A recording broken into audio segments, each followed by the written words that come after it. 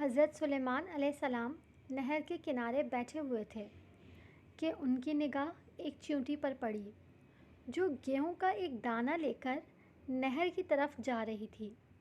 حضرت سلیمان علیہ السلام اس کو بہت غور سے دیکھنے لگے۔ جب چیونٹی پانی کے قریب پہنچی تو اچانک ایک مینڈک نے اپنا سر پانی سے باہر نکالا اور اپنا منہ کھولا تو یہ چیونٹی اپنے دانے کے ساتھ اس کے منہ میں چلی گئی۔ مینڈک پانی میں داخل ہو گیا اور پانی ہی میں بہت دیر تک رہا۔ حضرت سلیمان علیہ السلام اس کو بہت غور سے دیکھتے رہے۔ ذرا ہی دیر میں مینڈک پانی سے نکلا اور اپنا منہ کھولا تو چیونٹی باہر نکلی، البتہ اس کے ساتھ دانہ نہ تھا۔ حضرت سلیمان علیہ السلام نے اس کو بلا کر معلوم کیا کہ کیا ماجرا تھا اور وہ کہاں گئی تھی۔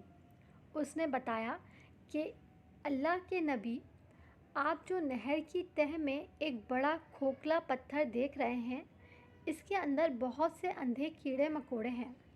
اللہ تعالیٰ نے ان کو وہاں پر پیدا کیا ہے اور وہ وہاں سے روزی تلاش کرنے کے لیے نکل نہیں سکتے۔ اللہ تعالیٰ نے مجھے ان کی روزی کا وکیل بنایا ہے۔ میں ان کی روزی کو اٹھا کر لے کر جاتی ہوں اور اللہ نے اس مینڈک کو میرے لیے مسخر کیا ہے تاکہ وہ مجھے لے کر جا سکے۔ اس کے منہ میں ہونے کی وجہ سے پانی مجھے نقصان نہیں پہنچا پاتا۔ وہ اپنا منہ بند کر کے پتھر کے سوراخ کے سامنے کھول دیتا ہے۔ میں اس میں داخل ہو جاتی ہوں۔ جب میں اس کی روزی اس تک پہنچا کر پتھر کے سوراخ سے اس کے منہ تک آتی ہوں تو مینڈک مجھے منہ سے باہر نکال دیتا ہے۔ حضرت سلیمان علیہ السلام نے پوچھا، کیا تو نے ان کیڑوں کی کسی تسبیح کو سنا؟ چیونٹی نے بتایا، ہاں، وہ سب کہتے ہیں، اے وہ ذات جو مجھے اس گہرے پانی کے اندر بھی نہیں بھولتا۔